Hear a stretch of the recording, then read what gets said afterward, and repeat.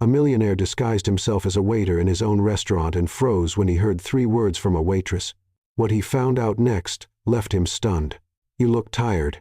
Just 3 simple words, but they were said so naturally that Andrew Hoffman froze for a moment, his coffee cup halfway to his lips. The waitress who said it was staring at him, her brown eyes bright, curious, almost teasing. The name tag on her burgundy apron said Harper Wells, and her whole vibe, bold, light, a bit sarcastic, didn't match the tense, silent atmosphere of the restaurant. "Tired?" Andrew repeated, curious.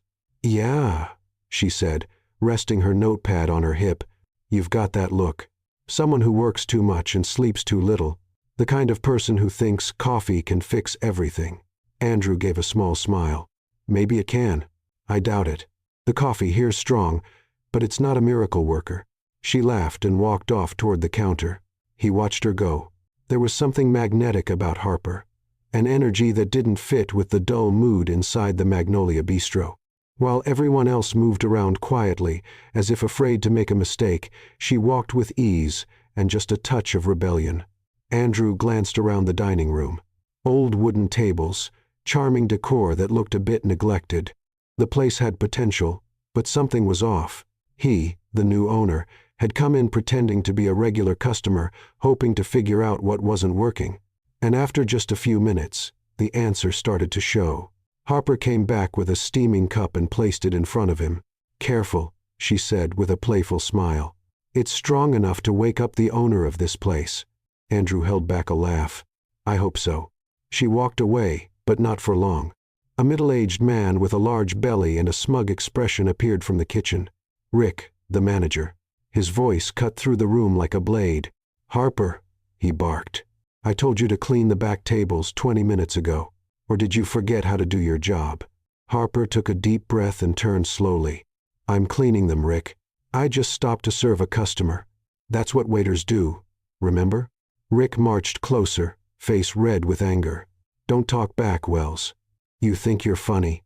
Everyone here's sick of your little jokes." The dining room went quiet. The other staff pretended to stay busy, avoiding eye contact. Andrew watched closely. The manager's tone wasn't firm. It was abusive. He actually seemed to enjoy humiliating people. But Harper didn't back down. She kept her chin up. "I'm just trying to do my job with a little humor," she said. "Since someone around here insists on keeping the place as cheerful as a funeral." Rick snorted and stepped closer. "You should learn to shut your mouth and do what you're told, girl." Andrew tightened his grip on the table. He took a deep breath, holding back the urge to speak up. He couldn't. At least not yet. He was here to watch, to understand, without revealing who he really was. But what he saw stirred something in him, anger and disbelief. Harper, though, still didn't flinch. "Funny thing, Rick.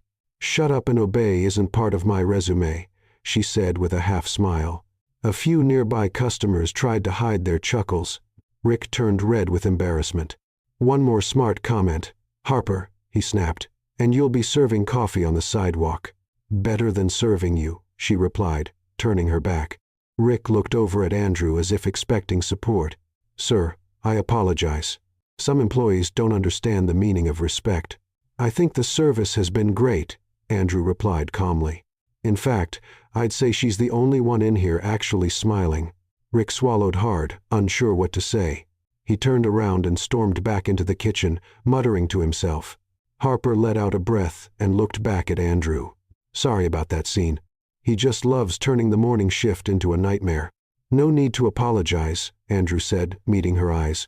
"You handled it well." "Oh, I practice daily. If sarcasm were an art form, I'd have a trophy by now." She rested the tray on her hip and gave a half smile. "Want more coffee?" "Only if it comes with another motivational speech." She laughed. "Deal. That'll cost you a smile." And he did smile genuinely, maybe for the first time in weeks.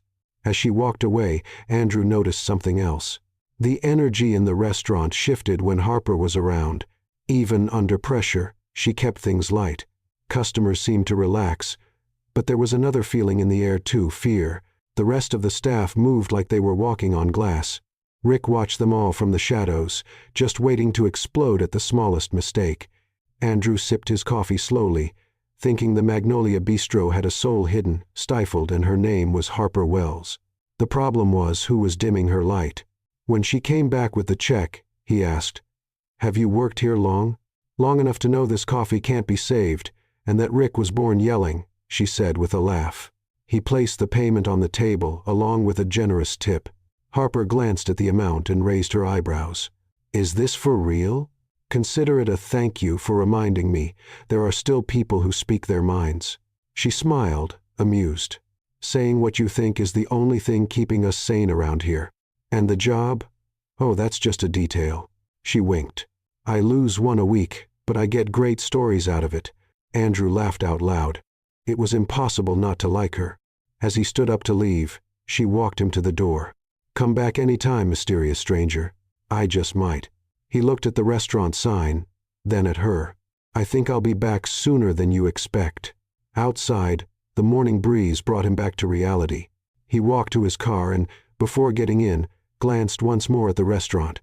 Inside, Harper was smiling at another customer, trying to hide her exhaustion while Rick watched everything with that controlling look.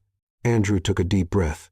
He already knew what he needed to do if he wanted to understand the Magnolia Bistro and fix it. He'd have to see it from the inside, live what its staff lived.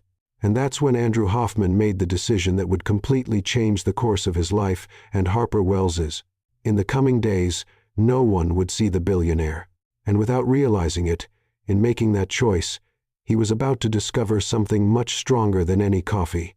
The next morning, Andrew sat in his private office, the panoramic view of Charleston stretching beyond the glass windows. He turned his leather chair and picked up the phone. "David, I need a favor, a very specific one." On the other end of the line, his personal assistant, David Martinez, replied with his usual professionalism. "Of course, Mr. Hoffman. What do you need?" "I want you to get me a job at the Magnolia Bistro, but no one can know who I am. No one." There was a pause. "Sir, are you saying you want to work as a waiter?" "Exactly. Use a fake name, Jack Price.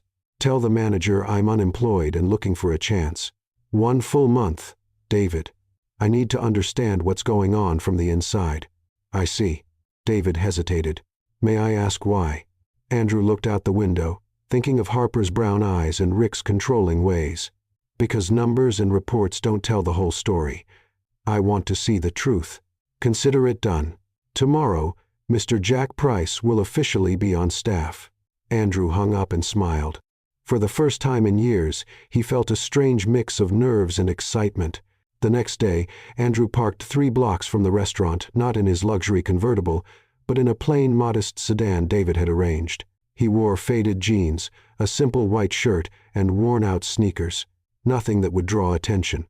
He took a deep breath and walked to the back entrance of the Magnolia Bistro, where a small sign read, "Employees Only." He was about to push the door open when he heard a familiar voice behind him. "Hey, wait a sec." Andrew turned around and saw Harper Wells, a backpack over her shoulder and a coffee cup in hand. She looked at him with that curious, playful expression. You came in this week and ordered coffee, didn't you? I remember you."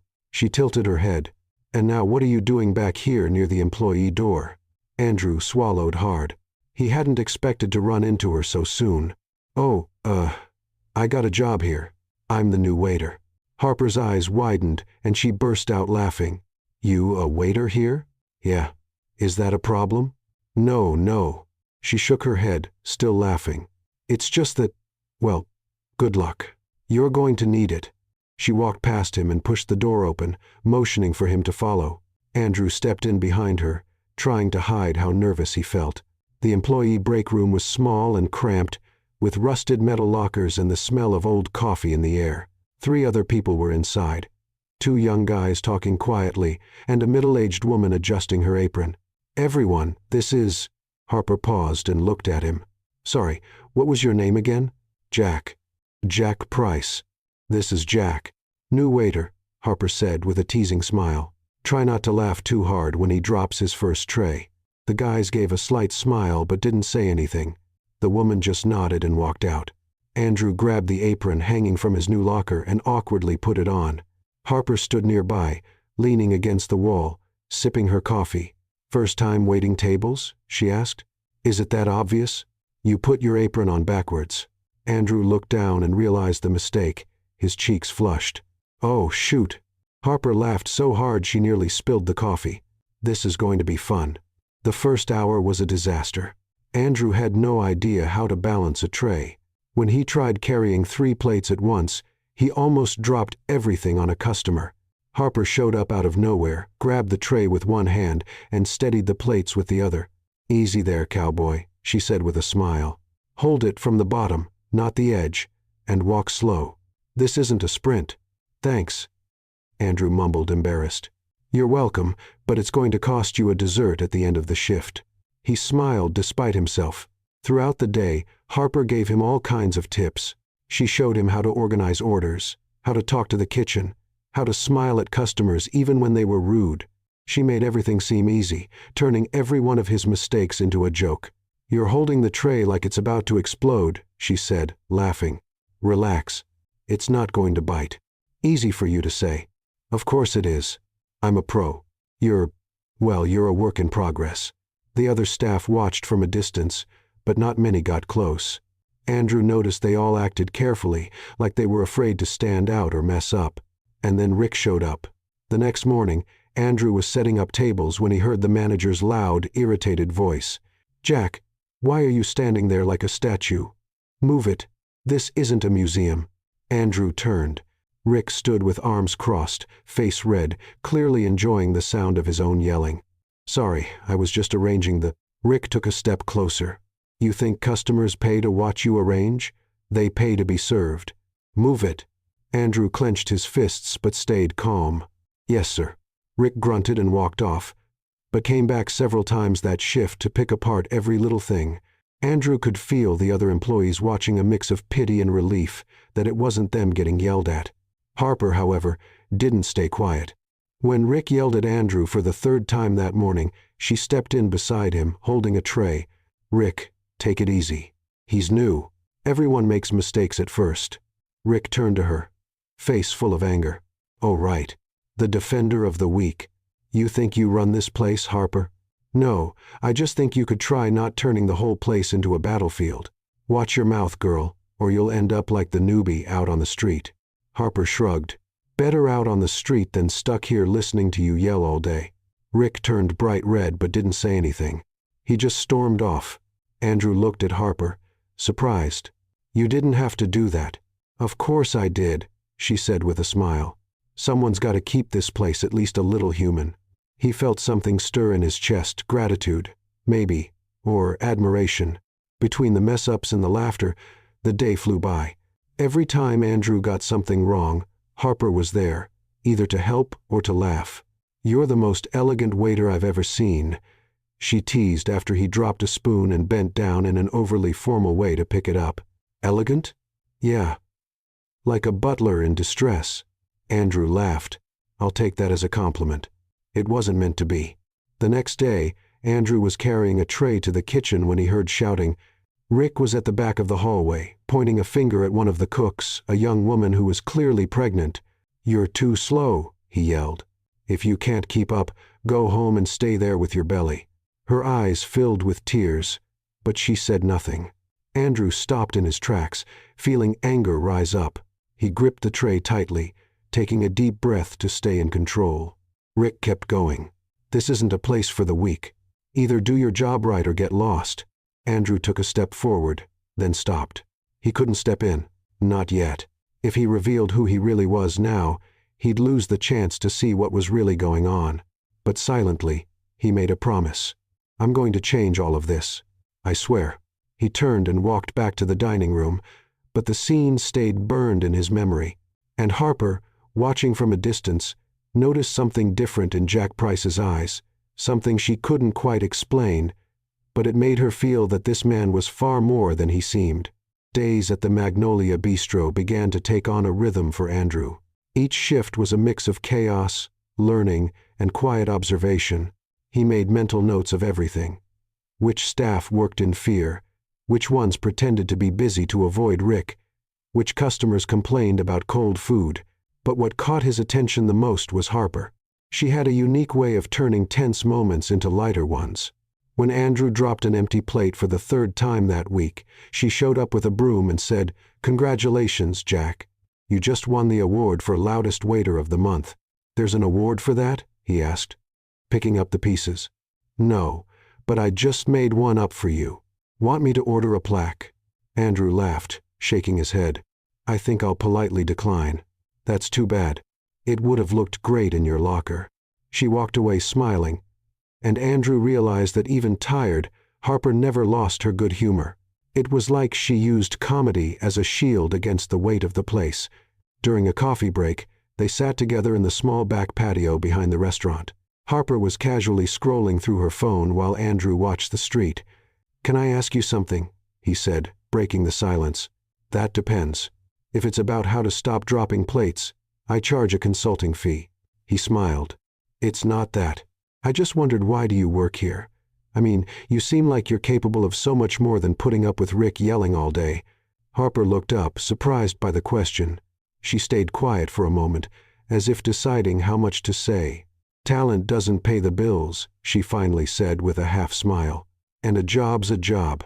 At least I get decent tips here." "But do you like what you do?" "I like serving people. I like seeing customers leave happy." She paused. "But what I really wanted was to be a chef." Andrew sat up straighter, intrigued. "Really?" "Yeah. Since I was a kid, I loved cooking. My grandmother taught me everything.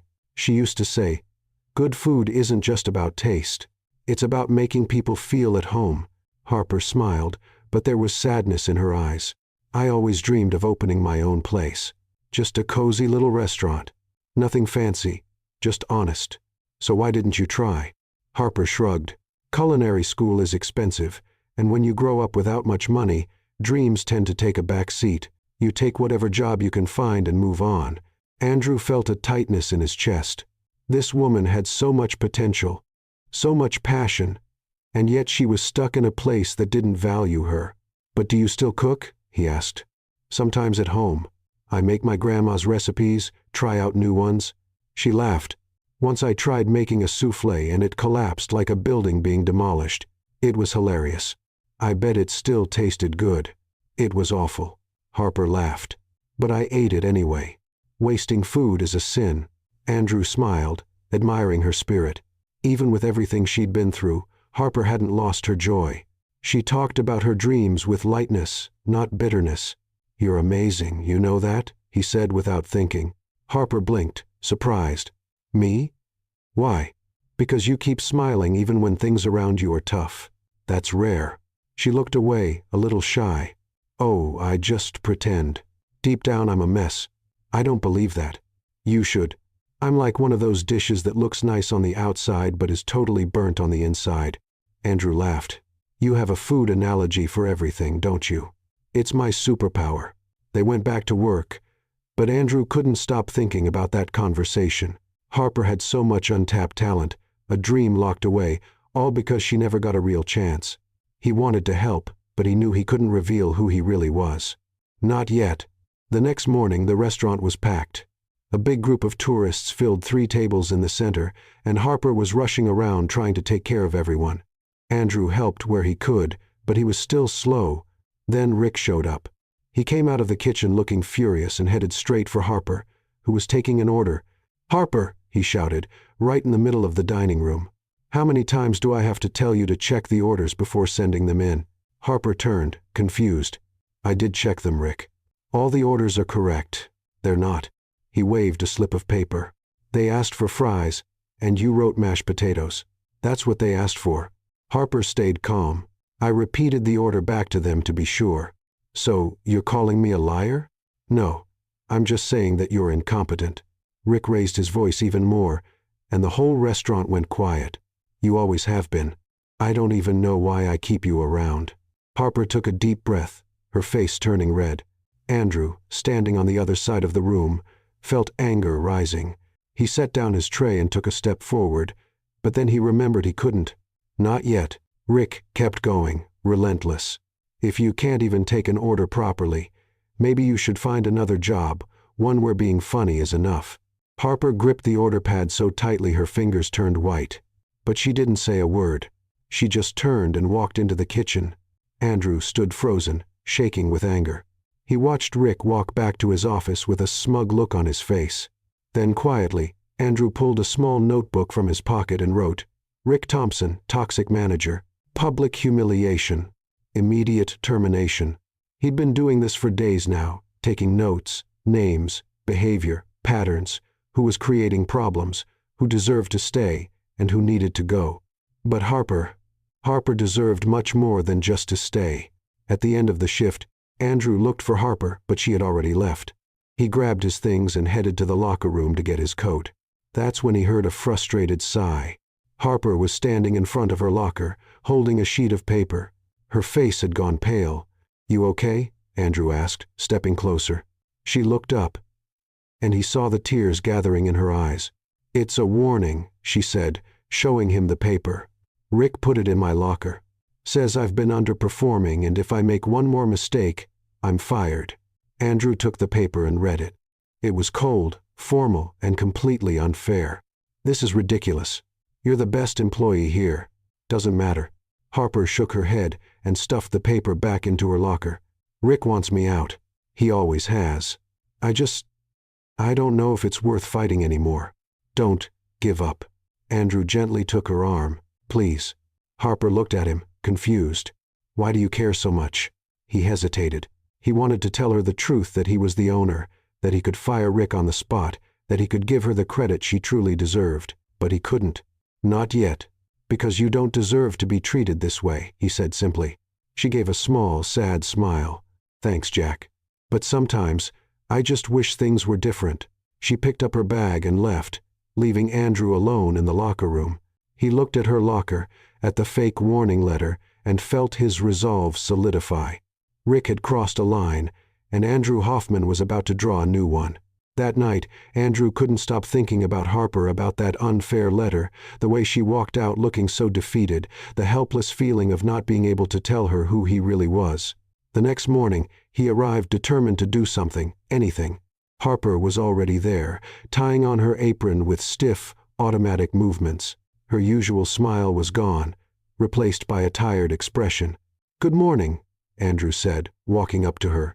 "Morning, Jack," she replied, not looking up. "You doing okay?" "Wonderful. I woke up. I'm breathing. I'm alive. Productive day." He smiled at the sarcastic reply, but knew she was just hiding how she really felt. The shift was long and tense. Harper moved on autopilot, avoiding conversation. Rick prowled around the restaurant like a vulture, watching for any slip-up. When the shift finally ended, Andrew waited for Harper by the lockers. She walked in with her bag over her shoulder, ready to leave. "Harper, wait," he called. She turned. "What is it? Want to grab a coffee?" "I mean, real coffee, not that watered-down stuff they serve here." Harper raised an eyebrow. "Are you asking me out?" "I'm asking you not to go home looking like someone just kicked your puppy," he said, smiling. "Come on, my treat." She paused, then sighed. "Fine, but only because you said treat, and now I want to see if you actually have money." They walked to a small cafe 2 blocks from the restaurant. The place was cozy, with wooden tables and the rich smell of fresh coffee in the air. Harper ordered a cappuccino with extra chocolate, and Andrew got a plain black coffee. "So," Harper said, stirring the foam on her drink, "what's your deal?" "My what?" "Your story. You show up out of nowhere, start waiting tables. You're too polite. Never complain." She tilted her head, studying him. "You're way too mysterious to be just a waiter." Andrew nearly choked on his coffee. "Mysterious? Me? Totally. Like, you don't seem like someone who needs to work at Magnolia. You've got this, I don't know, different vibe. Different how? Like someone who used to live a more comfortable life." Andrew laughed nervously. "No, nothing like that. I just needed a job, and Magnolia was hiring." She didn't sound convinced, but let it go. "All right. Mr. Mystery, I'll believe you for now. Thanks for the vote of confidence." They both laughed, and the tension finally started to fade. Harper took a sip of her cappuccino and closed her eyes, enjoying it. "Now this is real coffee," she said. "If Magnolia served something like this, maybe customers wouldn't complain so much. Have you ever thought about suggesting that to Rick?" Harper let out a bitter laugh. "Oh, sure. Because Rick is so open to suggestions. Last time someone spoke up, he said, "I don't pay employees to think." Andrew shook his head, stunned. He really said that? Word for word. Harper paused. Anyway, enough about work. This was supposed to be a peaceful moment. I agree. Andrew leaned back in his chair. So tell me, if you could do anything right now, no worries about money or responsibilities, what would it be? Harper thought for a moment, her gaze drifting. I'd open my own restaurant. Small, cozy, with real homemade food. None of those fancy menus or dishes nobody can pronounce. She smiled, a spark in her eyes. The decor would be fun, silly signs on the walls, napkins with jokes. You know, a place where people could relax and feel at home. Andrew listened, fascinated. Harper's passion was contagious. And what would it be called? He asked. Haven't decided yet. Maybe Harper's Place or something like that. Simple, straight to the point. She laughed. Or maybe Grandma's Kitchen to honor my grandmother. She taught me everything. I'd eat there every day. You're just saying that because I gave you a discount on the coffee. No, I'm saying it because you care about what you do. That's rare.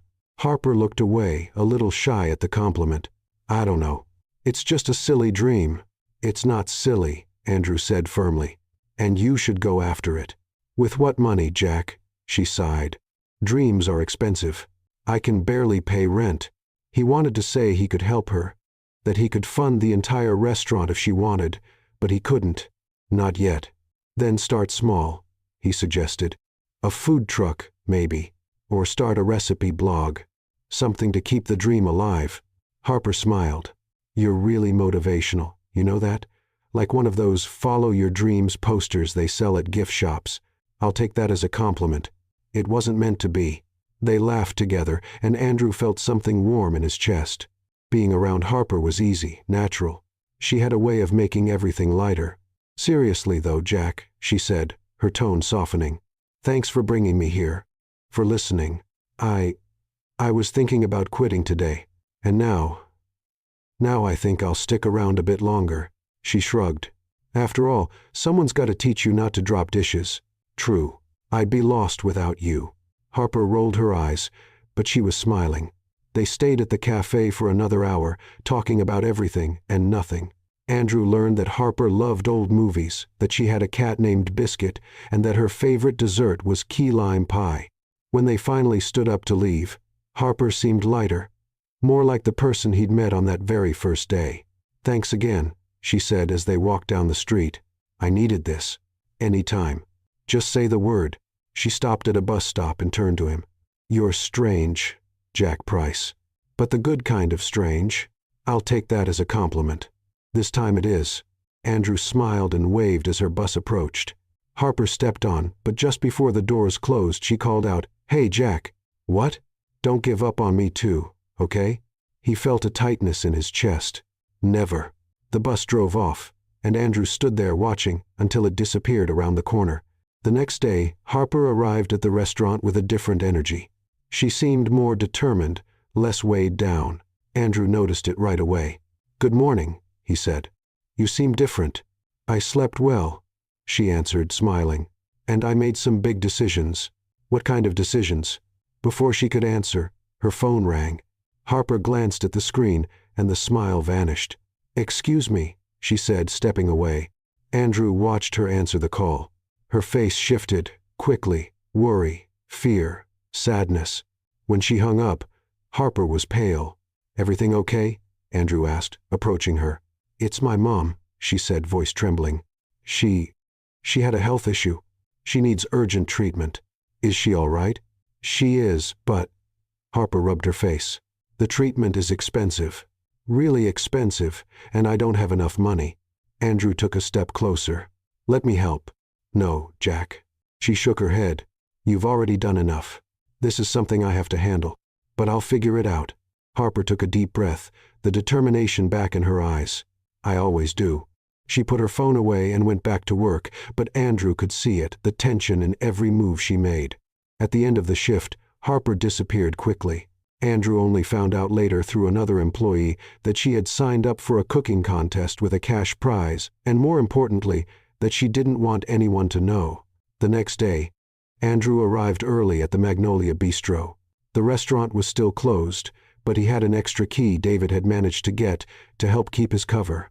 He wanted to check on a few things in the kitchen before the day started. That's when he heard a noise coming from the back. Curious, he walked quietly toward the kitchen and found Harper there wearing a big apron, ingredients spread across the counter. She was so focused she didn't even notice him. "Starting early today?" Andrew asked. Harper jumped, nearly knocking over a bowl. "Wow, you scared me." "Sorry," he smiled, walking closer. "What are you doing?" Harper hesitated, biting her lip. "Just practicing a few recipes for the contest." Her eyes went wide. "How do you know about the contest?" "I overheard some of the staff talking yesterday." Andrew lied. "Didn't realize it was a secret." "It's just—" Harper sighed. "I don't want Rick to find out. If he knows, he'll find a way to sabotage me." "Makes sense." Andrew looked at the ingredients. "Can I help you?" Harper laughed. "Jack, you can barely carry a tray. Imagine working a stove." "Hey, I can learn. Besides, you'll need someone to taste the food, right?" Harper thought for a moment, then shrugged. "All right. But if you burn my pan, you're buying me a new one." "Deal." Harper started explaining the recipe, a classic Southern stew with chicken, vegetables, and special spices. Andrew paid attention, but once he started helping, chaos followed. "Jack," she said, "2 cups of broth, not 2 spoonfuls." "Oh, really?" Andrew looked at the pot. "I thought it looked like too little." "Because it is too little." She grabbed his measuring cup. "Look, let me show you again. This is a cup. You fill it up to here. See? Got it." 5 minutes later, Andrew dumped an entire packet of pepper into the pot.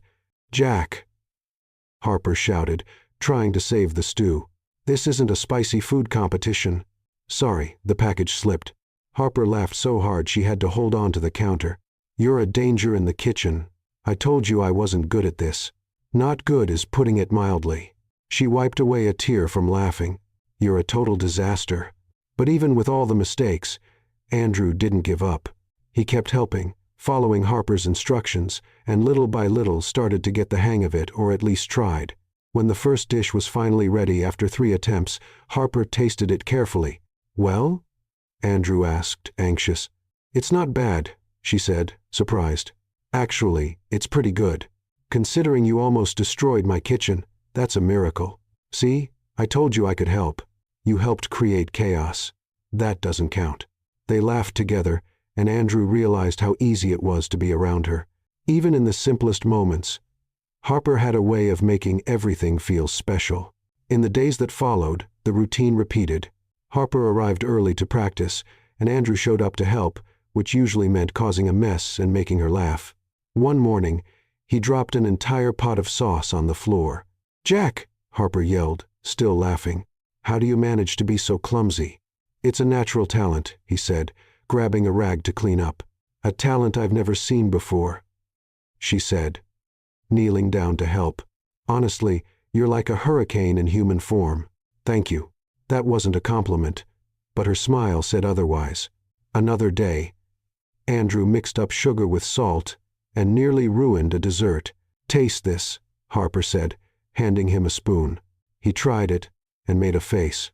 "This is interesting." "Interesting?" Harper tried it too and immediately spat it out. "This is awful. What did you put in it?" "Sugar?" "That's salt, Jack." "Oh." He looked at the container. They looked the same. Harper shook her head but was laughing. "You're impossible. But admit it. You're having fun." "I am," she said, smiling. "You're like my favorite disaster." Andrew felt something warm in his chest at those words. They stood there in the middle of the messy kitchen, looking at each other. The laughter faded, replaced by something else, something deeper. Harper stepped forward without even realizing it. "Jack." He didn't think. He just leaned in and kissed her. It was a soft kiss, almost hesitant, as if he were asking permission, and Harper answered, wrapping her arms around his neck and pulling him closer. The world around them disappeared. There was no kitchen anymore, no recipes, nothing but the two of them. When they finally pulled apart, they were both out of breath. "That was," Harper began. "Unexpected," Andrew finished. "I was going to say nice, But unexpected works too. She smiled, her cheeks flushed. Andrew chuckled, touching his forehead to hers. I've wanted to do that for days. Really? And you didn't because? Because I was too busy dropping things. Harper burst out laughing, resting her head on his shoulder. You're ridiculous. But you like me. Unfortunately, yes. They stood like that for a moment, wrapped in each other's arms in the middle of the kitchen, until Harper's timer went off, reminding them the restaurant would open soon. We need to clean this up before someone walks in, she said, glancing around at the mess. Right. We don't want Rick to see this. Together, they started tidying up, working in sync. There was a new lightness between them, a connection that hadn't been there before. Andrew knew he was heading into dangerous territory. With every day that passed, keeping the truth hidden got harder. But when he looked at Harper, when he saw her smile, it all felt worth it. The next morning, Andrew was setting the tables when Rick's voice echoed from the kitchen. Harper, in my office now. Andrew stopped what he was doing and quietly stepped closer, worried. Through the cracked door, he could hear the conversation. So, it's true? Rick's voice was filled with anger. You're entering some cooking competition? Yes, Harper answered, her voice steady. But it doesn't interfere with my job here. Doesn't interfere? Rick let out a bitter laugh. You've been using my restaurant's ingredients to practice. That's theft, Wells. I haven't stolen anything. I bought the ingredients with my own money. Liar. I saw the inventory. We're missing meat, spices, everything you're using for your little contest. Andrew clenched his fists. That wasn't true. He'd seen Harper buy her own ingredients at the store. That's not true, Rick, Harper said, staying calm. And you know it. What I know, Rick stepped closer to her, is that you're stealing from me. And if you don't drop out of that contest, I'll report you. I can make sure you lose your job and never work in another restaurant in Charleston again. A tense silence followed. You can't do that, Harper said, though there was fear in her voice. Oh, I can, and I will, unless you quit right now. Andrew felt rage boiling inside. He stepped forward, ready to walk into the office and reveal everything. But he stopped. If he stepped in now, he'd lose the chance to collect proof against Rick, and Harper would find out he'd been lying all along. He stepped back, heart heavy, and watched as Harper walked out of the office with tears welling in her eyes. She passed him without saying a word, heading straight to the staff room. Andrew stood there frozen, knowing he had to do something. But what? He found Harper in the staff room sitting on the bench with her head in her hands. He walked over slowly, unsure what to say. Harper? She looked up. Her eyes were red, but she wasn't crying. She looked more angry than sad. You heard? She asked. I did. Andrew sat next to her. And it's all lies. Everything he said. I know that. And you know that, Harper sighed. But Rick doesn't care about the truth. He just wants me out of here. Let me help, Andrew said gently, touching her arm. I can talk to him, or, I don't know. We could gather proof that you bought everything yourself. Harper shook her head. It won't help, Jack. Rick always finds a way to twist things to his advantage. That's how he works. Then let's go over his head. Let's talk to the owner. Harper let out a bitter laugh. Nobody knows who the owner is. He never shows up. He's like a ghost, a rich ghost who buys restaurants and lets them fall apart. Andrew felt the weight of her words. That's exactly how Harper saw him, as an absent ghost. And she wasn't wrong. There has to be something I can do, he insisted. Harper turned to face him. You know what I really need, Jack? I don't need someone trying to be a hero and fix everything. I need honesty. I need people to be who they say they are, and I need someone on my side without a hidden agenda. Her words hit Andrew like a punch to the gut. Honesty, the one thing he wasn't giving her. Harper went on. I've dealt with fake people my whole life. People who make promises and don't keep them. People who pretend to be something they're not. She paused, taking a deep breath. And I'm tired of it. Andrew opened his mouth to speak, but nothing came out. What could he possibly say that he was exactly the kind of person she just described? Sorry, Harper said, running her hands over her face. I shouldn't take it out on you. None of this is your fault. No, you're right, Andrew said, swallowing hard. Honesty matters. Harper gave a faint smile. See, that's why I like you. You get it. But he didn't. In fact, he was doing the exact opposite of what she wanted. Harper stood up, adjusting her apron. "Well, no point in sitting around feeling sorry for myself. I've got tables to serve and bills to pay. Life doesn't stop just because the boss is a jerk." "Are you still going ahead with the contest?" Andrew asked. "I am," she replied, determined. "Rick can threaten me all he wants, but I need that money. I'll be careful. I'll keep every receipt, and if he tries to frame me, I'll prove he's lying." "And what if it doesn't work?" Harper shrugged. "Then I'll look for another job. Wouldn't be the first time." Andrew admired her courage, but he also felt a growing frustration. Harper was fighting alone against an unfair system, and he had the power to change everything with just one phone call. But he couldn't. Not yet. Not without losing her trust. The rest of the day dragged on. Andrew watched Harper work, noticing how she kept smiling at customers even while carrying so much weight on her shoulders. She laughed, made jokes, served with kindness, but he saw the tension behind every move. Rick, on the other hand, strolled through the restaurant with a satisfied grin. He knew Harper was in a vulnerable spot, and he was enjoying every second of it. When the shift finally ended, Andrew went straight home, or rather, to the luxurious penthouse he called home. The contrast between that apartment and the tiny studio Jack Price supposedly rented was striking. He tossed his keys on the table and walked over to the window, staring out at the city lights. Harper's words echoed in his mind. "I don't need a hero. I just need honesty." Andrew picked up his phone and dialed David's number. "Mr. Hoffman," his assistant answered. "David, I need you to take care of something for me." Quietly. "Of course. What do you need?" Andrew hesitated. What he was about to do went against everything Harper had said, but he couldn't just sit back and watch her suffer. "I want you to handle a situation at the Magnolia Bistro," he began. "There's an employee there named Harper Wells who's being falsely accused of using restaurant supplies. I need you to prove that she paid for everything herself." "Understood. How would you like me to do that?" "Talk to the suppliers. Find out what the restaurant purchased in the last few weeks, and compare it to what Harper bought on her own. If necessary, pay the suppliers to speak on her behalf." There was a pause. "Sir, that would be bribery." "I know," Andrew finished, "but it's for the right reason." "If you're sure." "I am. Make it happen, David. And no one can know it was me." "Understood." Andrew hung up and looked out at the city again. He was helping Harper, yes, but in the wrong way. The dishonest way. Exactly the kind of thing she hated. He let himself fall onto the couch, running his hands through his hair. He had to tell her the truth. But how? How do you explain that you spent weeks lying, pretending to be someone else, sneaking into her life with a false identity? What if she hated him for it? Andrew thought about the kiss they'd shared, the way Harper looked at him with trust and warmth. If he told her now, he might lose all of it. But if he didn't, he'd be living a lie. He stayed there all night, torn between two impossible choices. The next day, Andrew arrived at the restaurant, trying to act normal. Harper greeted him with a tired but genuine smile. "Morning, walking disaster." "Morning."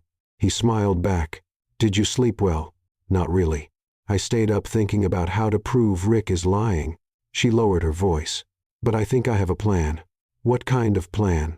Before she could answer, Rick entered the dining room with a strange look on his face. He stared directly at Andrew, his eyes narrowed. "Jack Price," he said, walking over. "Can I talk to you in private?" Andrew's stomach dropped. "Sure." They walked into Rick's office, and he closed the door behind them. The manager walked over to his desk and picked up a few papers. "You know, Jack, something funny happened earlier this morning," Rick began, flipping through the documents. "I called one of our suppliers to double-check an order, and guess what? He told me someone's been asking questions, very specific questions about ingredients and dates." Andrew kept a neutral expression. "And what does that have to do with me?" "I'm not sure yet," Rick said, leaning over the desk. "But it struck me as odd, and it got me thinking, who exactly are you, Jack Price?" "I'm just a waiter." "Really?" Rick smiled. There was no humor in it. "Because to me, you don't seem like an ordinary waiter. You've got a certain air about you. Too polite, too calm. You seem like someone used to giving orders, not taking them." Andrew felt his heart pick up. "You're imagining things." Maybe, Rick said, folding his arms. Or maybe not. So I think I'll do a little digging on you, Jack. Find out who you really are. And if I find out you're hiding something, well, that'll be interesting. Andrew held his gaze, showing no fear. Be my guest. Oh, I will, Rick said, smiling. Andrew left the office with the weight of Rick's threat pressing on his shoulders. Rick was suspicious, and if he found out the truth before Andrew had a chance to tell Harper, everything would fall apart. 2 days later, Andrew woke up with his stomach in knots, not because of Rick, but because of Harper. It was the day of the cooking competition, and he knew how much it meant to her. He dressed casually, jeans, plain t-shirt, a cap, and left the house early. The event was being held at the Charleston Convention Center, a large venue downtown. By the time he arrived, a crowd was already forming. Andrew bought a ticket and blended into the audience, looking for a spot where he could watch without being noticed. He didn't want Harper to get nervous if she saw him. The hall was set up with individual cooking stations, each equipped with stoves, utensils, and ingredients. There were about 15 competitors, each one wearing a mix of confidence and sheer panic. Then he saw her. Harper was at station number 7, tying on a white apron and checking her ingredients. Even from a distance, Andrew could see the tension in her shoulders. "Ladies and gentlemen," announced the host, a tall man in a sharp suit, "welcome to the 10th Annual Charleston Cooking Contest. Today, our talented amateur chefs will have 2 hours to create a dish that represents the heart and soul of the American South." The audience applauded. Andrew clapped along, his eyes fixed on Harper. "And begin!" The room erupted into action. Pots clanged, knives chopped, spices flew. Andrew watched, captivated. As Harper moved with focus and speed, she looked completely in her element, like she was born to do this. Beside him, a woman whispered to her husband, "Look at the one at Station 7. She looks confident." "Very confident," the husband replied. "I bet she wins." Andrew smiled. They didn't even know the half of it. As time went on, some competitors started to fall apart. One man spilled an entire pot of sauce. A woman burned her chicken. Another forgot to turn on the oven. But Harper stayed in control. She worked with a mix of focus and joy. Every now and then, she cracked a joke with the person next to her, or danced a little while, stirring something on the stove. It was impossible not to smile watching her. With 30 minutes left, the judges began making their rounds. There were 3 of them: a well-known chef, a food critic, and a culinary school instructor. When they reached Harper's station, she greeted them with a bright smile. "How's it going here?" asked the chef. "Great," Harper replied, seasoning something in the pan. "I'm making a special stew. I call it Southern Magnolia." "Magnolia," the critic repeated with interest. "Is there a story behind that?" "Yes, it's a tribute to the place where I work, the Magnolia Bistro," Harper explained. "And also because the magnolia represents dignity and strength, kind of like the people who work hard every day and still find reasons to smile." Andrew felt a lump rise in his throat. She was talking about herself. The judges looked impressed and moved on. When the timer finally went off, all the contestants stepped back from their stations. Harper wiped her hands on her apron and looked down at her dish with pride. "Time for judging," the host announced. One by one, the judges tasted each dish, taking notes and making comments. Some received praise, others harsh critiques. When they reached Harper's station, Andrew held his breath. The chef took a spoonful, tasted it, and closed her eyes. "Wow, this is exceptional," said the critic. "The seasoning is perfectly balanced." The culinary instructor nodded. "And there's something more here. It's not just technique. This dish has soul." Harper blushed, smiling. "Thank you.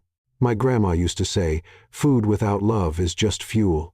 So I made sure there's plenty of love in that bowl."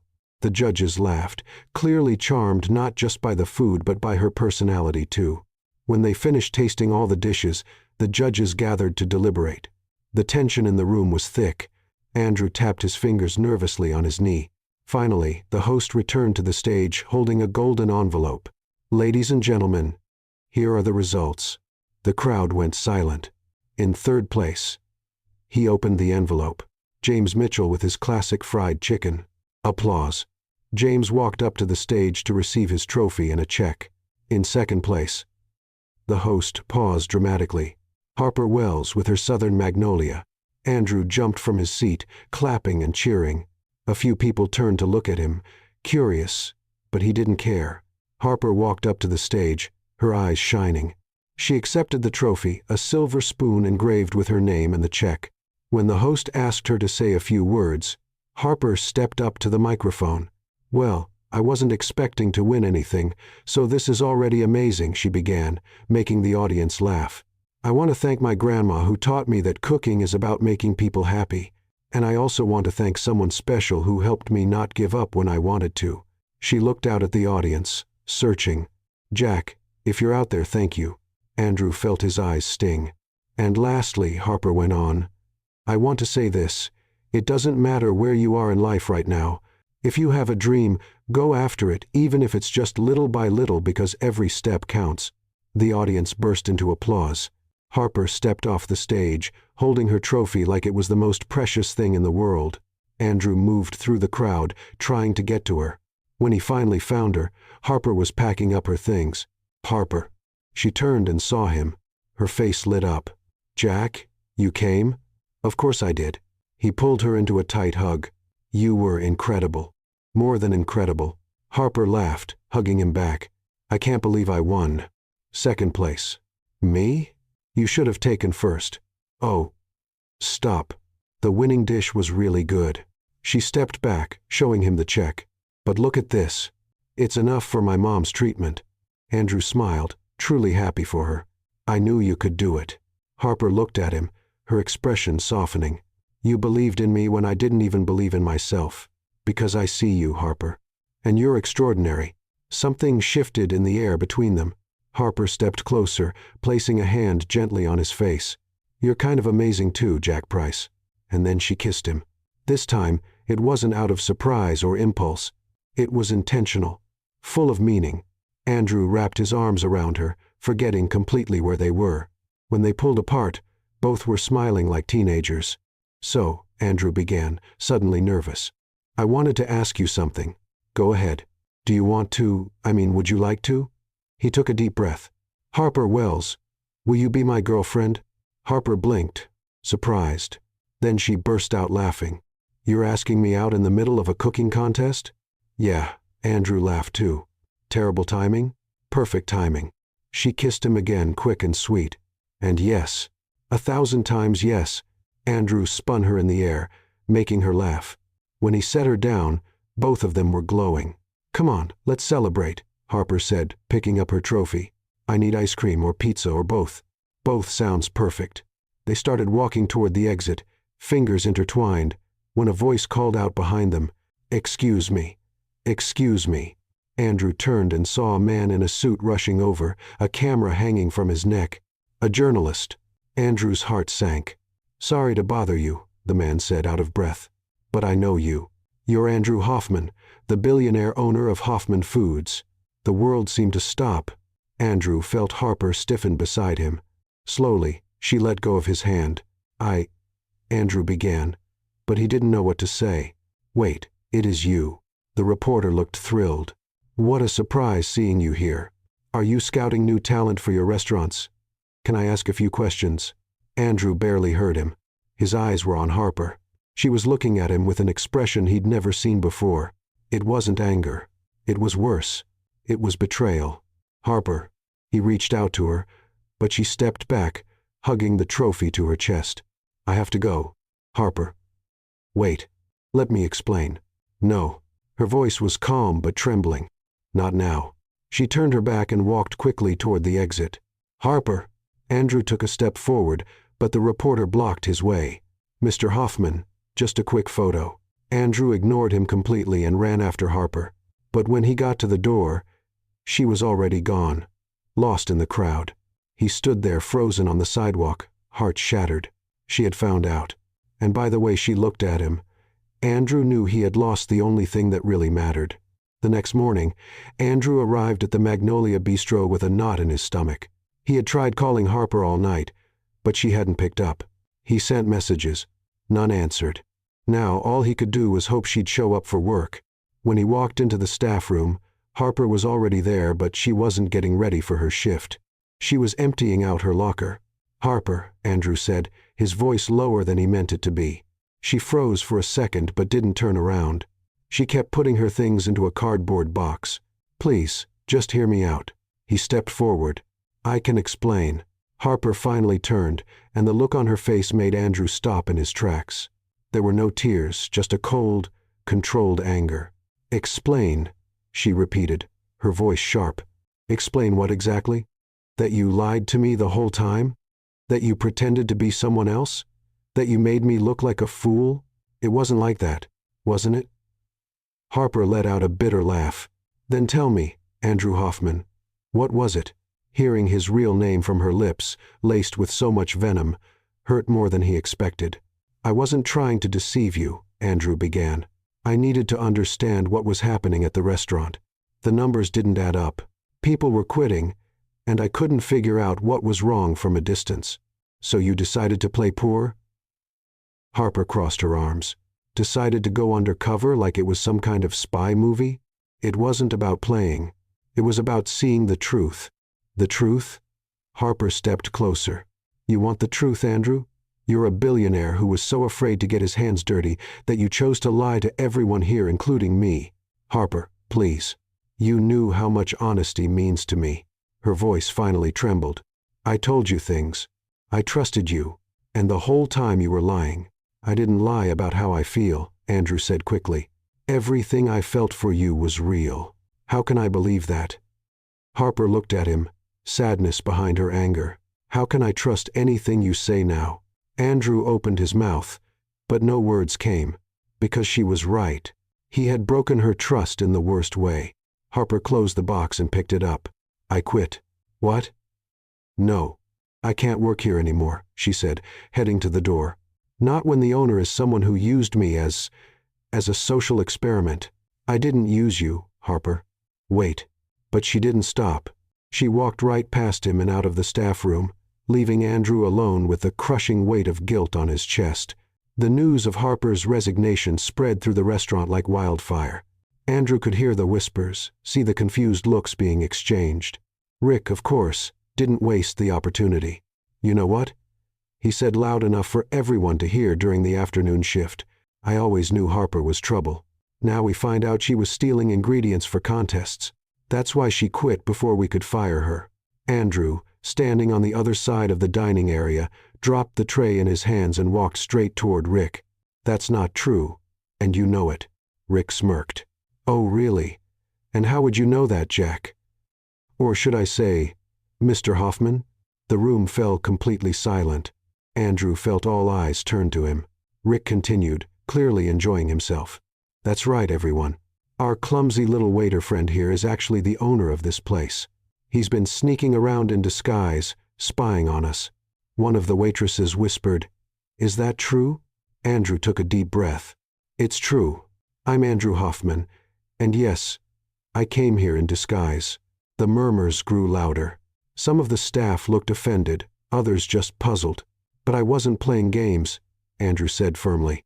"I was trying to find out why this restaurant, which should be thriving, was falling apart. And I found the answer." He pointed straight at Rick. "He's the reason." Rick laughed. "Of course. Blame me. Not the absent owner who never shows up to see how things really work." "You're right," Andrew admitted. "I should have come sooner. But now I'm here, and I've seen it all. I saw you humiliate staff, make false accusations, and create a toxic environment." "Proof?" Rick challenged. "You got any proof?" "I do." Andrew pulled a small notebook from his pocket. 3 weeks of notes, dates, times, names of the people you mistreated, witnesses. Rick paled slightly but tried to keep his cool. "No one's going to believe you. You're a liar." "He's not," said a quiet voice. Everyone turned. It was Elena, the pregnant cook Rick had mistreated weeks ago. "I saw everything he said, and I can confirm it." "So did I," said another waitress. "Rick's awful to everyone here." Other employees began to chime in, sharing their own stories. Rick looked around, realizing he was losing control. "This is ridiculous," he snapped. "You can't believe this imposter." "The only imposter here is you," Andrew said calmly. You pretended to be a competent manager when you were actually tearing this place apart from the inside. Rick looked around desperately, then did the only thing he knew how to do: attack. You want the truth? He shouted. Harper was stealing. She admitted it to me. And this billionaire over here protected her because, well, you know why. Watch what you say, Andrew warned, his voice dangerously low. She got to him. She seduced the boss to get what she wanted. And when she got caught, she ran. Andrew clenched his fists. He wanted to punch Rick. He wanted to scream, but he knew that would only make things worse. Instead, he took a deep breath. Tomorrow morning, I'm holding a meeting with all staff. I'll present evidence of everything that's happened here, and I'll make public the kind of management you've all had to endure. He looked Rick straight in the eye. And you're fired. Pack your things. You can't fire me. I'm the owner. I can. Andrew turned to the staff. You can all go home early today. Full pay. We'll talk tomorrow about the future of this place. The employees hesitated, then slowly began to leave. Rick stood in the middle of the dining room, red with anger and humiliation. You'll regret this, he spat. I'll tell the whole city what you did. I'll ruin your reputation. Do what you want, Andrew said, exhausted. I'll tell the truth first. Rick stormed out, slamming the door behind him. Andrew stood alone in the empty restaurant, surrounded by tables and chairs, feeling the full weight of everything that had happened. He had lost Harper. He had exposed his lie. He had created a mess. But for the first time, he was ready to face the consequences. He picked up the phone and called David. David, I need you to organize a press conference tomorrow morning. A press conference? David sounded surprised. About what? About everything. Andrew looked around the restaurant. It's time to tell the truth. The next morning, Andrew woke to the sound of his phone ringing nonstop. It was 6 a.m. He answered with a sleepy voice. Mr. Hoffman, it's David, and he sounded agitated. Have you seen the news? What news? Andrew rubbed his eyes. The story leaked. It's everywhere. Andrew jumped out of bed and turned on the TV. The local news was showing a photo of him, his official portrait in a suit, next to a grainy picture someone had taken of him working at the Magnolia Bistro. The headline read, "Millionaire goes undercover in his own restaurant." Oh no, Andrew muttered. The anchor continued. Andrew Hoffman, billionaire and owner of the Hoffman Foods Group, spent weeks disguised as a waiter in one of his own establishments. Reactions are mixed. Some call it brilliant. Others say it was manipulative and disrespectful to the staff. The segment showed street interviews. A woman said, "I think it's amazing. He wanted to really understand his business." A man said, "It's ridiculous. The staff must have felt watched." Andrew turned off the TV and called David back. How did this get out? Rick? He sold the story to the media last night. Now he's doing interviews claiming you created a toxic, suspicious work environment. Of course it was him. Andrew pinched the bridge of his nose. Is the press conference still on? Yes, sir. In 3 hours. Good. And David, get Rick's termination documents ready. I want everything official. No loopholes. They're already done. Andrew hung up and got ready. This time, no jeans and t-shirt. He put on a sharp suit, tie, polished shoes. If he was going to face the scandal, he'd do it as himself. When he arrived at the Magnolia Bistro, reporters were already waiting outside. Cameras flashed the moment he stepped out of the car. Mr. Hoffman, is it true you went undercover? Why did you hide your identity? Did the staff know? Andrew didn't answer. He just walked confidently to the entrance, ignoring the questions. David was waiting inside along with a lawyer. Rick's in the office, David said. He refuses to leave. Let's take care of it now. The three of them headed to the office. Rick was sitting in the chair like he still owned the place, feet up on the desk. Oh, the great billionaire has arrived, Rick said sarcastically. Come to lecture me? Andrew walked into the room and placed a folder on the table. I came to make your dismissal official. You can't fire me without cause. I have cause. Andrew opened the folder, revealing documents.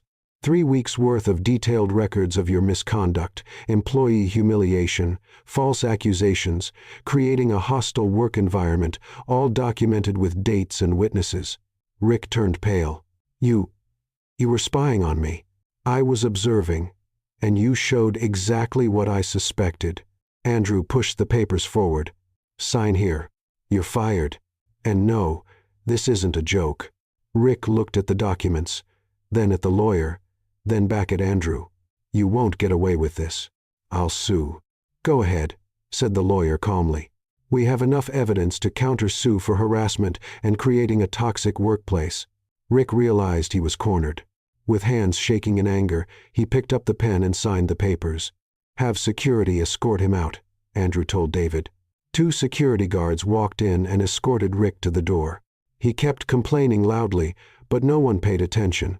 When the door closed, Andrew let out the breath he'd been holding. One problem solved.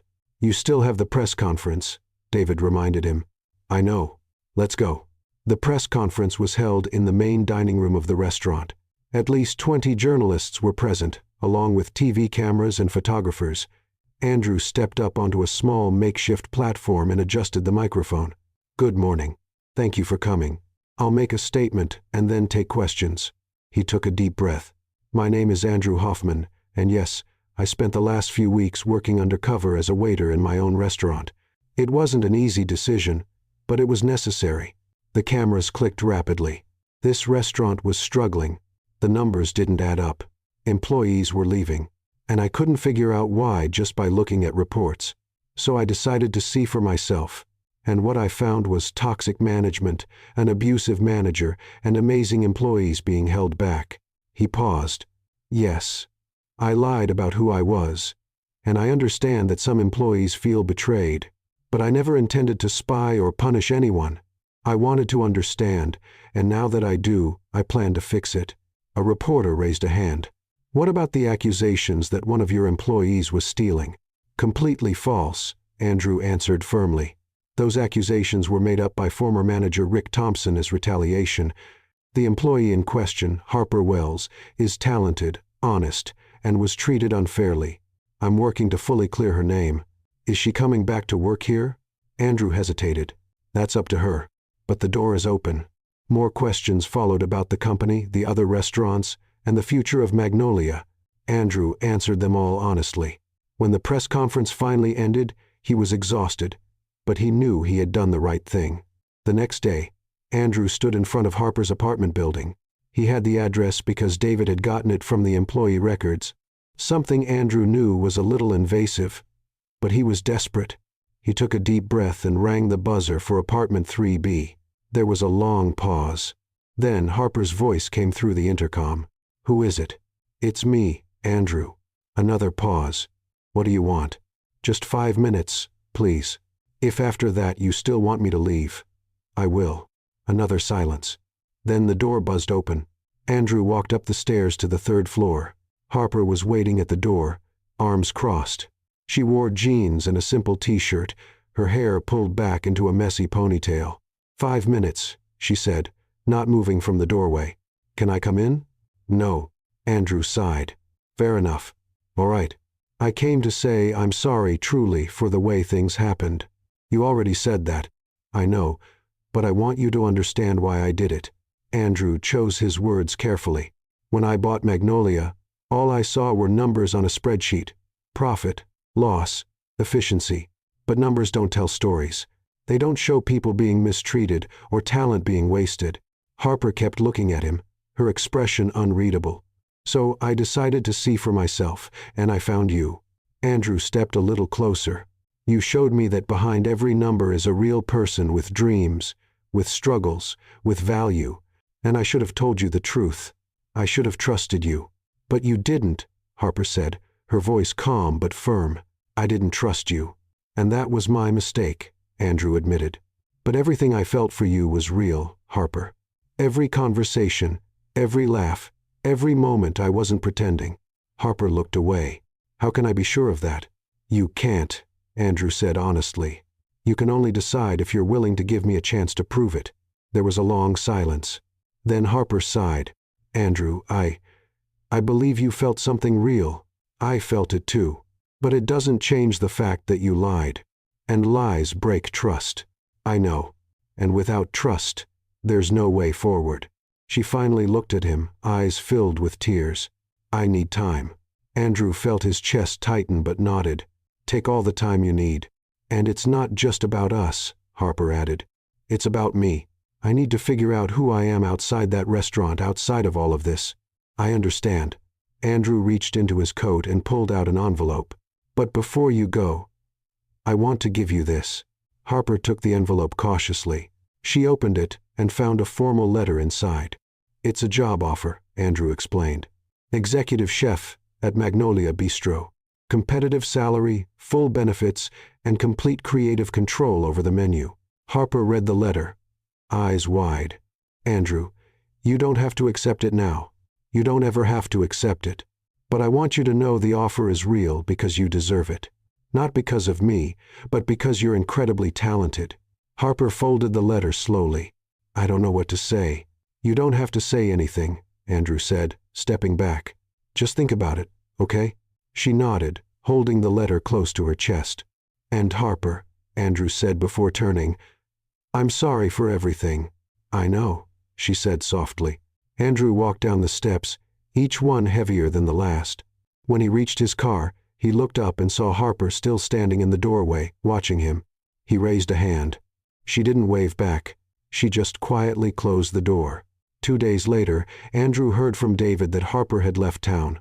She had gone to her mother's city to help with her treatment using the prize money from the competition. She left without looking back, and Andrew stayed in Charleston alone, waiting for a second chance that might never come. The following weeks were the hardest of Andrew's life. He hired a new manager for Magnolia Bistro, someone experienced, fair, respectful. He raised staff wages. He renovated the kitchen, updated the menu. On paper, everything was running smoothly, but the restaurant had lost its soul. Andrew felt it every time he walked in. The staff was polite, efficient, professional, but the energy was gone. The spark that Harper brought was missing. No one laughed loudly in the kitchen anymore. No one joked with customers. Everything was proper but cold. One evening, Andrew sat alone at a corner table, staring at the empty dining room after closing. David walked over with a few reports. "Numbers are improving, Mr. Hoffman," he said. "Magnolia is finally back in the black." "That's good," Andrew replied flatly. David hesitated. "You don't sound happy about that." "It's just—" Andrew sighed. "What's the point of success if there's no one to share it with?" David didn't reply. He just placed a hand on his boss's shoulder and quietly stepped away. Andrew ran his hands over his face. He had called Harper several times in the early weeks, but she never answered. Sent messages that went unanswered. Eventually, he stopped trying. If she needed space, he'd give it to her, even if it tore him up inside. 2 months passed. Andrew learned to live with the emptiness.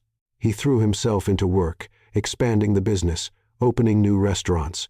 But always, there was a space in his heart that belonged to Harper. Then one Tuesday afternoon, everything changed. Andrew was walking through downtown Charleston, distracted by his phone, when he caught a familiar scent: seasoned chicken, southern spices, something warm and comforting. He looked up and froze. Parked on the corner was a food truck painted light blue and white. The sign across the top read in cheerful, colorful letters, "Harper's Heart." Andrew's heart skipped a beat. There was a line of at least 10 people waiting to be served. And there at the window of the truck was her Harper. She wore a red apron, her hair tied up in a messy bun, smiling as she handed a plate to a customer.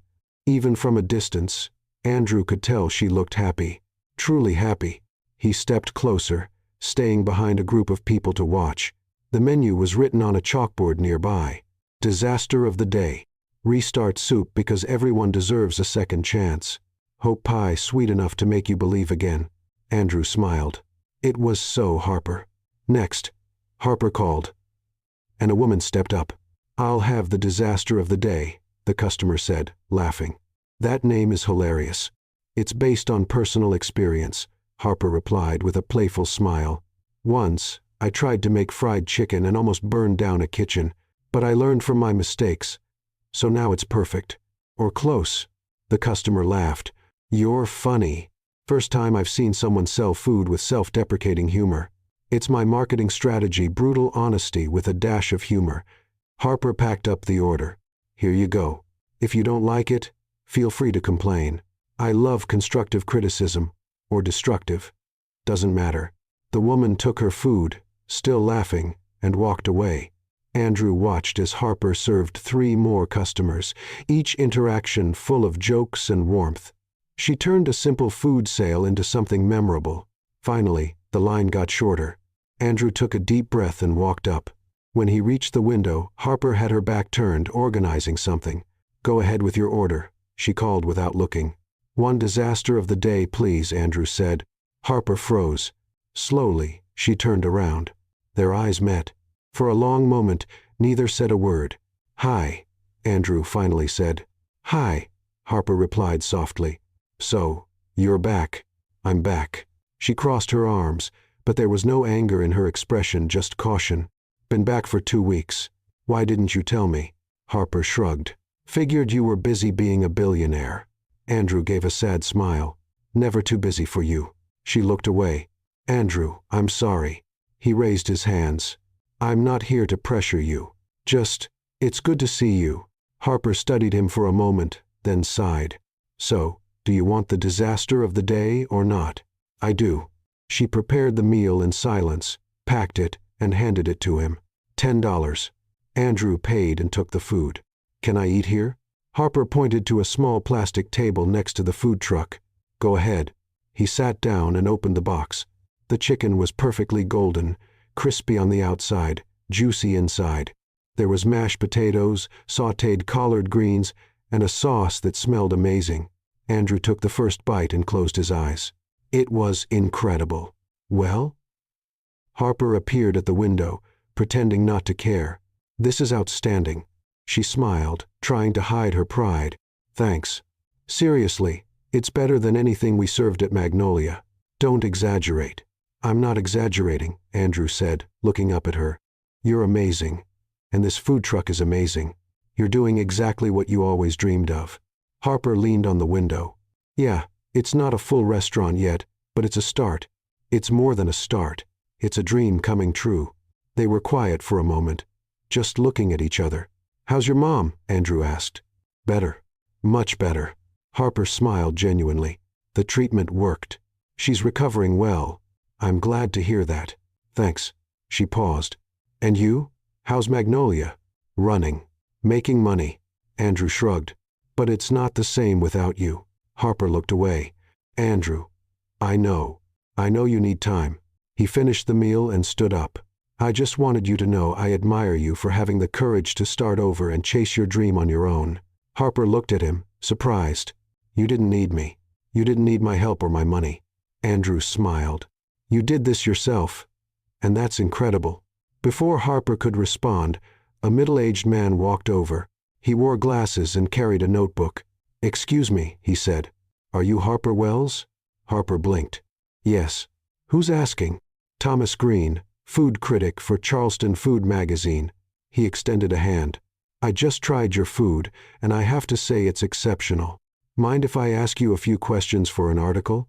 Harper's eyes widened. "An article about me?" "About you and your food truck." Thomas smiled. "It's been a while since I've seen this much passion and authenticity in a kitchen.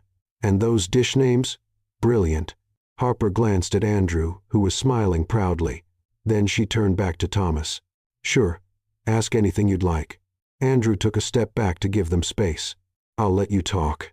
"Andrew, wait," Harper called out. He stopped. "Thank you," she said softly, "for showing up, for everything." He smiled. "Always." As he walked back toward his car, Andrew looked over his shoulder one last time. Harper was chatting with the critic. Eyes lit up with excitement. And for the first time in 2 months, Andrew felt something other than emptiness. He felt hope. The following week, the article was published. The headline read, "The Waitress Who Won Over Charleston, How Harper Wells Turned Dreams into Reality." The article was long, detailed, and full of praise. Thomas didn't just talk about the amazing food.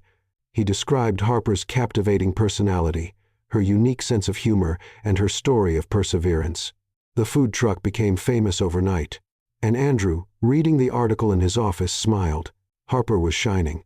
Finally, 3 days after the article was published, Andrew sat at his desk looking at the magazine clipping for the 10th time. The photo of Harper smiling next to the food truck was burned into his mind. He needed to see her again, but this time he wanted to do it differently. He picked up the phone and called David. "I need a strange favor." "I'm used to your strange favors, sir," David replied with a hint of humor. "What's the plan this time?" "I need simple clothes, worn-out jeans, a faded t-shirt, an old cap. The more ordinary, the better." There was a pause. "You're going undercover again?" "Yes, but this time it's different." Andrew smiled. "This time it's for the right reason." The next morning, Andrew stood a block away from Harper's food truck. He was wearing ripped jeans, a faded gray t-shirt with an old band logo, and a Braves cap pulled low over his eyes. Dark sunglasses completed the disguise. He took a deep breath and walked toward the truck. As expected, there was a line. The article had tripled Harper's customers. Andrew took his place at the end, waiting patiently. As he waited, he watched Harper work. She moved with confidence and joy, chatting with each customer like they were old friends. Her laughter was contagious, and people walked away not just with food but with smiles on their faces. "Next," Harper called. Andrew stepped forward, keeping his head down. "Good morning," Harper said cheerfully. "First time here?" "Yeah." Andrew lowered his voice slightly, making it sound rougher. "Heard great things." "Oh, must be because of that article." She laughed. "I still can't believe someone wrote about me. Anyway, what'll it be?" Andrew looked at the menu. The restart soup. Harper paused, something shifting in her expression. "Really?" He looked up just enough for her to see under the cap. Harper's eyes widened. "Andrew." He took off the sunglasses and smiled sheepishly. "Hi. You're in disguise again." She wasn't sure if she should laugh or be annoyed. "Technically, yes," Andrew admitted, "but only because I wanted to see if you'd recognize me. And also because, well, I wanted to order the restart soup. It felt right." Harper crossed her arms, but a small smile tugged at the corners of her mouth. "Are you seriously starting over with another disguise?" "This time, no lies," Andrew said firmly. "I just came because I wanted a fresh start. A real one. No secrets, no games, just honesty." People in the line behind him started whispering, recognizing who he was, but Andrew didn't care. Andrew Harper began. "Wait. Let me say this." He turned to the people in line. "Folks, can you give me a minute? I promise I'll be quick, and lunch is on me today." There were cheers, and some laughter. Andrew turned back to Harper. "Harper Wells," he began, loud enough for everyone to hear, "you are the most amazing person I've ever met, and I messed it all up because I was too afraid to be honest. I spent weeks pretending to be someone else because I was scared to face the truth about my own mistakes as a businessman." Harper watched him, her eyes shining. "But you taught me that success means nothing if you don't treat people with respect. That money can't buy character. And that honesty is worth more than any profit." He stepped closer. "I've learned more from you in these 2 months than in all my years running a company." Someone in line shouted, "Go for it, man!" Andrew smiled, but kept his eyes on Harper. "And I know I ruined everything. I know I hurt you. But if you give me a chance, just one more chance, I promise to be the man you deserve. No costumes, no lies. Just me." Harper wiped away a tear running down her cheek. "You're ridiculous. You know that?" "I know. You show up here in another disguise, make a public speech, buy everyone's food. Yeah, kind of dramatic." "Kind of." Harper laughed through her tears. "This is straight out of a romance movie." "So?"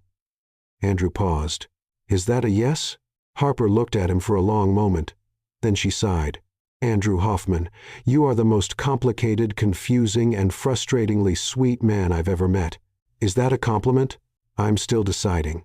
She leaned out through the food truck window. "But yes, I forgive you."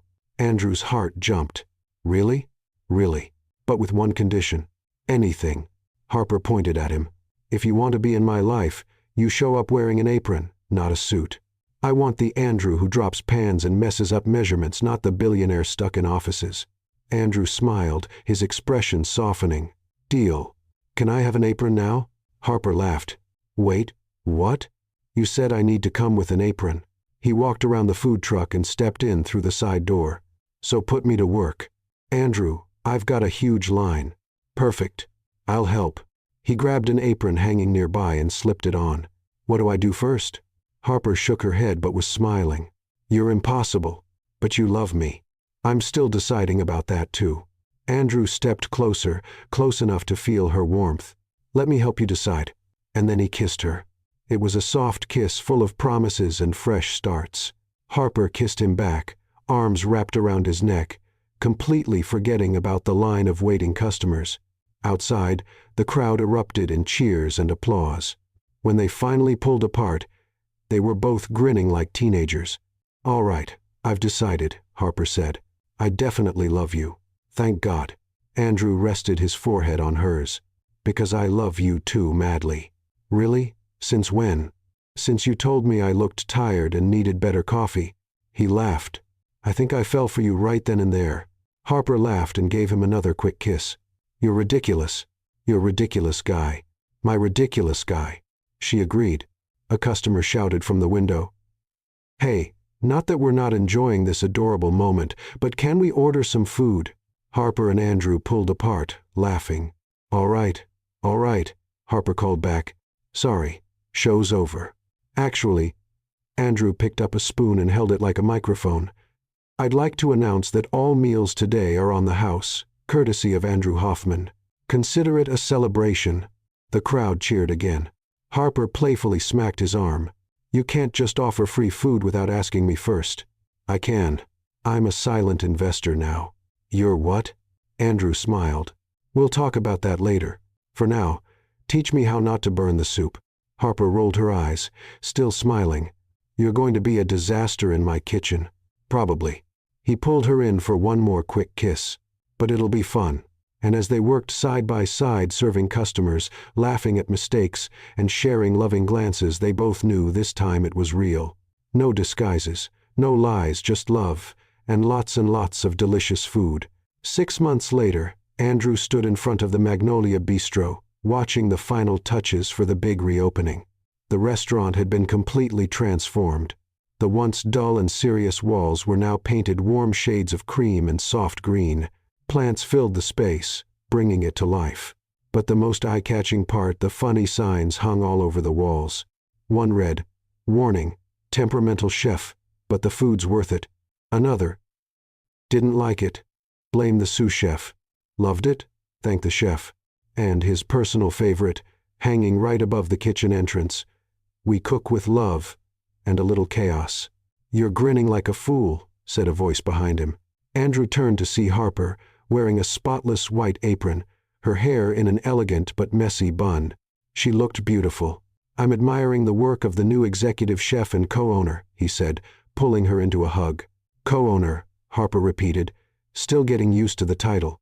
"It still feels surreal." "You deserve it." Andrew kissed the top of her head. "Every dollar invested, every minute of planning, this is yours." Harper looked around, eyes sparkling. "Ours. This is ours, Andrew." He smiled. Over the past months, they had worked side by side rebuilding Magnolia. Andrew had made Harper a full partner, not out of guilt or pity, but because she earned it. She brought the creative vision, the bold flavors, the soul the restaurant needed. He took care of the finances and operations. Together, they were unstoppable. "Is the kitchen crew ready?" Andrew asked. "Ready and terrified," Harper laughed. "But the good kind of terrified, the excited kind. And the menu? Oh, you're going to love it." She tugged his hand. "Come take a look." They walked to the entrance where the new menu was displayed on a sleek board. Andrew read the dish names and burst out laughing. "Forgiveness, chicken, because everyone deserves a second chance. Reconciliation. Risotto creamy the way it always should have been. Truth pie, sweet but honest. Fresh start steak grilled to perfection. Finally." Harper grinned. "This is brilliant." "I know," she said with a playful smile. "And before you ask, yes, I added the story of each dish to the menu. Customers will know that the forgiveness chicken is a tribute to our mistakes, and the reconciliation risotto stands for when we made things right again." Andrew wrapped his arms around her. "You turned our story into culinary art." "Exactly." Harper rested her head on his chest. And if people are going to talk about us anyway, they might as well eat well while they do." They laughed together, content in the embrace. "Mr. Hoffman, Miss Wells," David called, rushing over with a clipboard. "The first guests will be arriving in an hour. Everything has to be perfect." "It is perfect, David," Harper assured him. "Relax. You'll give yourself an ulcer."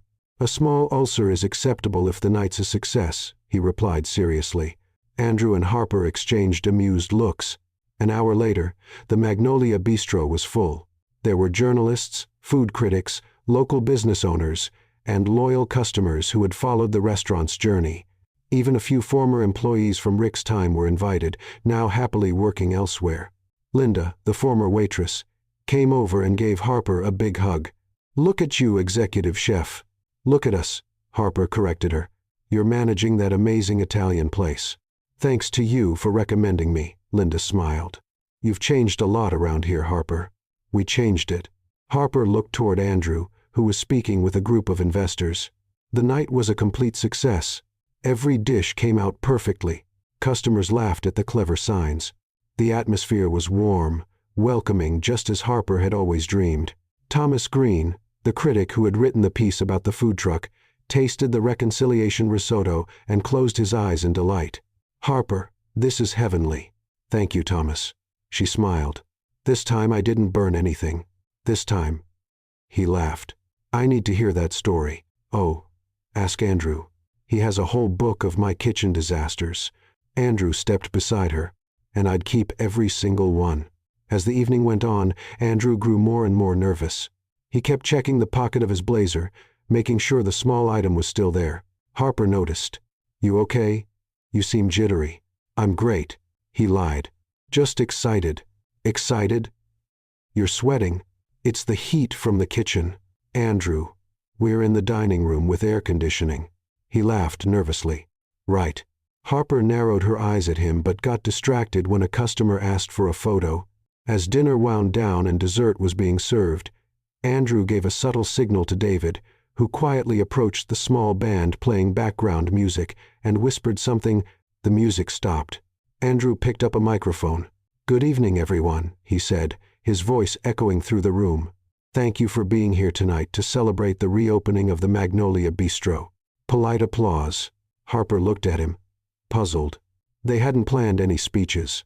"Tonight is special for many reasons," Andrew continued, "but mostly because it marks a fresh start, a second chance. And I've learned that second chances are something to cherish." He walked to the center of the room where Harper stood near a table. "A year ago, I walked into this restaurant in disguise, trying to figure out what was wrong. And I found more than just answers." He looked directly at Harper. "I found you." Harper's eyes widened. "Andrew, what are you doing?" "Something I should have done months ago." He dropped to one knee. The room went silent. Phones came up, capturing the moment. Harper covered her mouth with her hands. "You're not." Andrew pulled a small blue velvet box from his pocket and opened it, revealing a delicate ring with a single diamond. "Harper Wells, you taught me what truly matters. You showed me that success without heart is meaningless, that honesty is worth more than any fortune, and that real love embraces flaws and celebrates new beginnings." Tears were already streaming down Harper's cheeks. "You made me laugh in my worst moments, challenged me when I needed it, and loved me even when I didn't deserve it." Andrew smiled. "And I want to spend the rest of my life trying to be worthy of that love." He took a breath. "Harper Wells, will you marry me this time? No disguises, no lies, just the two of us exactly as we are." The entire room held its breath. Harper looked at him, at the ring, then back at him, and then, being entirely herself, she said, "Only if I get to pick the wedding menu." The room burst into laughter and applause. Andrew laughed too, and finally the tears started to fall. "Deal. You get to choose everything, menu, decorations, music, all of it. And you promise never to dress up as a waiter again?" "I promise." "Unless you ask me to." "And you promise not to burn my risotto?" "I promise to try." He smiled. "So, is that a yes?" Harper got down on one knee in front of him, holding his face in her hands. "It's a big, giant yes, the size of your ego when we first met." "Hey!" Andrew protested, but he was laughing. It's true, Harper kissed him gently. But I love you just the same, even your ego. Andrew slipped the ring on her finger, and she looked at it for a moment before pulling him in for a deeper kiss. The room burst into applause, cheers, and celebration. When they pulled apart, they were both crying and smiling at the same time. I love you, Andrew whispered. I love you too, Harper said, wiping his tears. My favorite clumsy billionaire. Your favorite sarcastic chef. Look at us already matching titles. She laughed. David showed up with champagne, and everyone toasted the couple. The band started playing again, this time a lively tune, and people began to dance. Andrew pulled Harper to the center of the room and twirled her around. She laughed, letting go of all the stress and weight from the past few months. Who would have thought, huh? She said, dancing a little awkwardly in his arms. The billionaire and the waitress. Former waitress, Andrew corrected. Now you're an executive chef, a business owner, and my future wife. And you're my partner, my best friend, and a permanent kitchen disaster. Permanent? You burned water the other day, Andrew. Water. He laughed. Fair enough. They kept dancing, surrounded by friends, staff, and customers' witnesses, not just to the reopening of a restaurant, but to the beginning of a new life for two hearts that found each other in the most unexpected place. There, in the middle of the Magnolia Bistro dining room, with the smell of good food in the air, laughter echoing through the walls, and love filling every corner, Andrew and Harper knew they had found something rare. They had found home not in a place, but in each other, and this time, for good. No disguises. Just love, laughter, and lots of well-seasoned chicken.